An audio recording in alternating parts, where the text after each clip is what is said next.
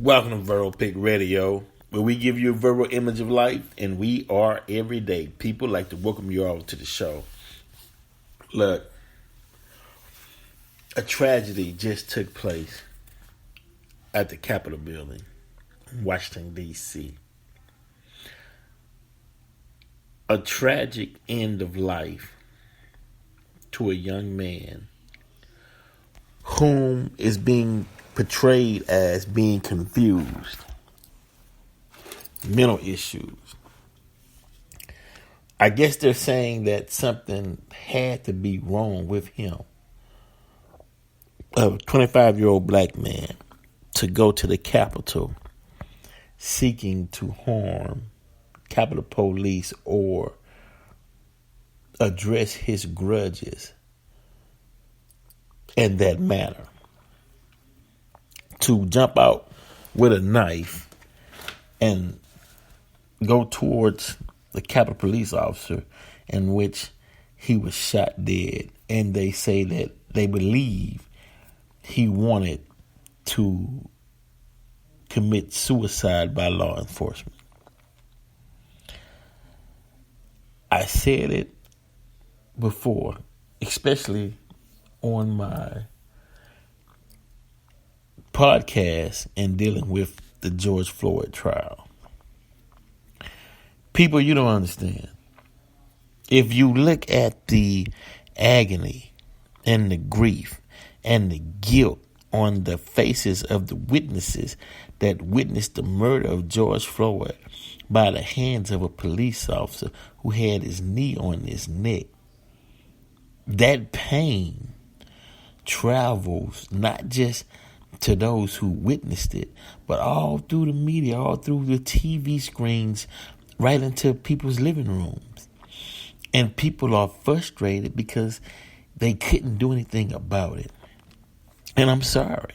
And seeing that white face, that look on his face like one of those slave masters or one of those hangmen who would hang black people, put his hand in his pocket like it's just an ordinary day, like he got a thrill out of killing that black man. It sent waves and it shocked America. And you are right. Some people saw that. They processed it and got so angry till that anger took over them. They didn't know how to control it. They didn't know how to or have an outlet to display their anger. That's why, especially within the black community, we need psychologists to volunteer their time to help heal those who witnessed that horrific display of injustice in the murder of George Floyd, so they can process their feelings. We need something like that, right? That's a must, because sitting there, especially those that were actually there and was helpless and couldn't do anything, and they wanted to, but they was frozen by fear because they didn't want to get shot by the police. But they wanted to intervene, and they wanted to stop Derek Chauvin from killing this man in broad daylight right in front of their eyes, right? Now, one thing when you're seeking justice, one thing you have to watch out for, right, is putting too much of how you feel out in the public.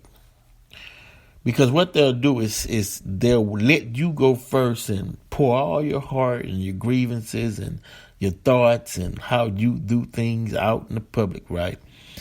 Then they come back and find ways to take that away from you because they want to hear your strong stance. Then they pull the rug out from under you, right?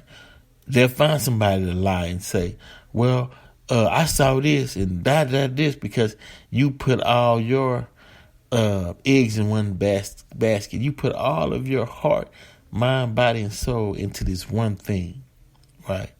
And they know how to come and turn it, change the narrative, right? So you got to be careful. You got to be wise, right? Now, they tried to say that young Noah Green was a member of the Nation of Islam, a follower of Farrakhan. But if that was the case, or if he was active in the Nation of Islam, his name would have been Noah X or Noah Muhammad or any one of the 99 attributes of Allah, a righteous name. It wouldn't have been Green. Right. So I don't know why they slandering the NOI. Now, of course, you had over 1 million, over damn near 2 million show up in 95 for the Million Man March. So there's a lot of followers of Farrakhan within the black community and around the world. But the Nation of Islam does not promote violence. They say don't carry any weapons, not as much as a penknife, and let God be the judge. Right.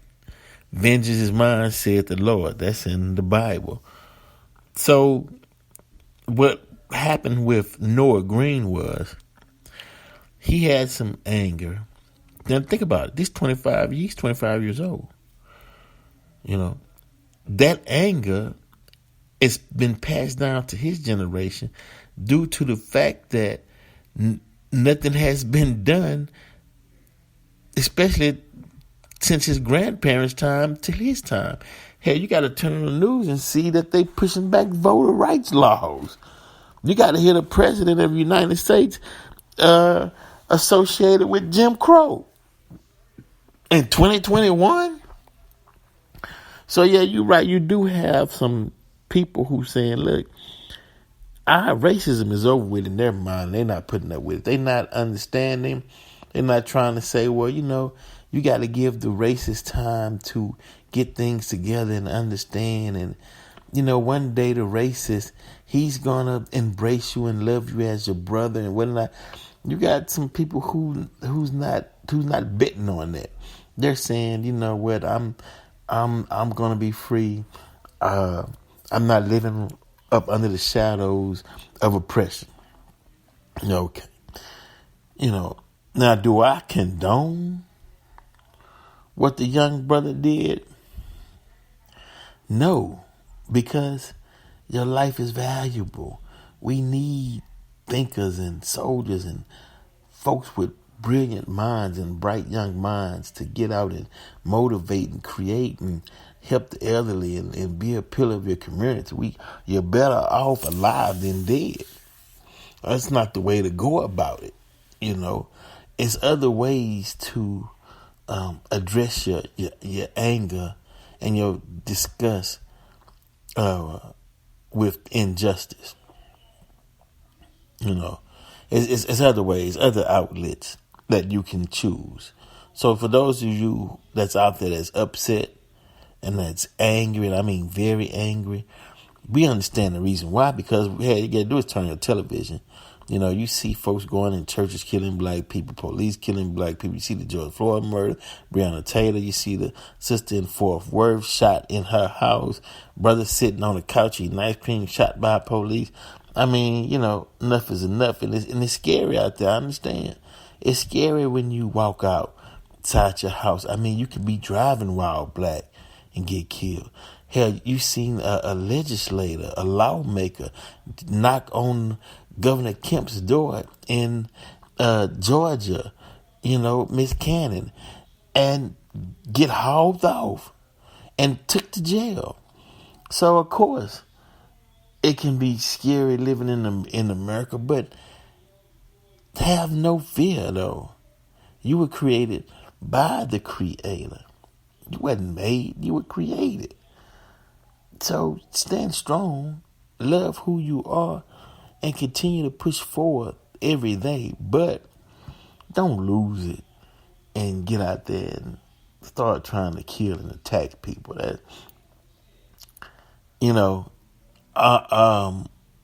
going to lose another member of our society. And black on black crime. And stop killing each other. That's played out. Man. No one wants to turn on the TV and watch the news and see another person kill another person. If we turn on the television, we want to see actors acting it out on stage. That way you don't have to go do it. They acting, and when they finish acting, they can get up and go home and to their family and take care of their family. Put your money behind a film, and you tell the story the way you want to see the story told, and put out as much action and killing and whatever you want in your movie. You know what I mean? Just long as you don't allow it to spill over into the streets, into the real world.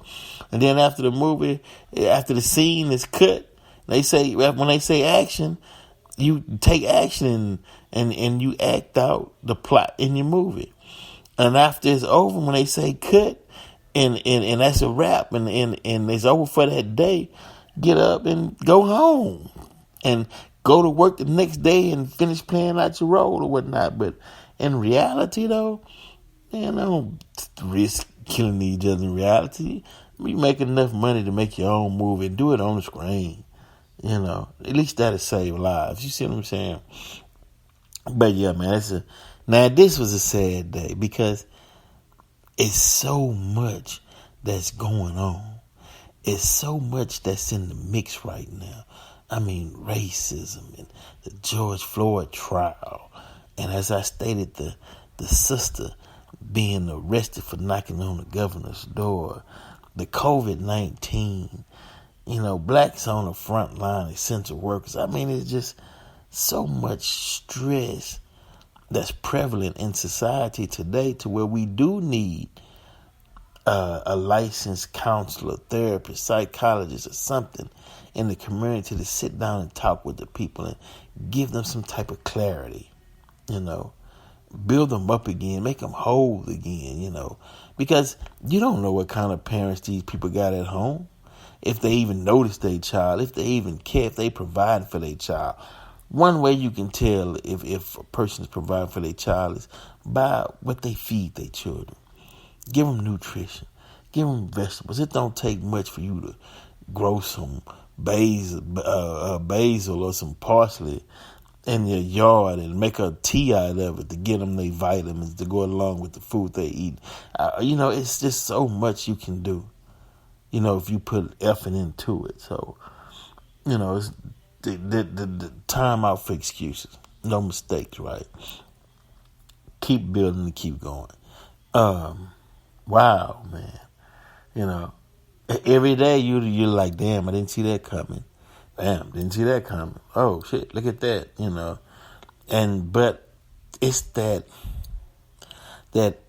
under how do you say, it's that undertone of you want to pin it on somebody when somebody black does something.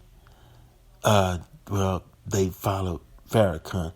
If you look on his page, which they said is blocked, you can't look on his page now, you'll see he had other people that he followed other than Farrakhan.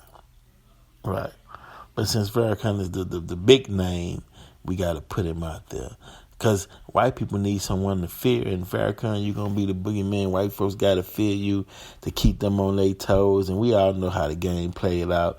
Like Bobby Hemmings say, been there, done that, got the T-shirt.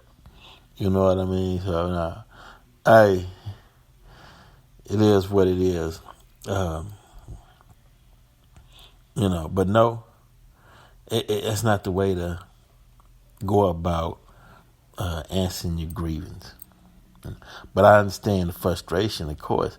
Here, black and brown, people all over America understand the frustration.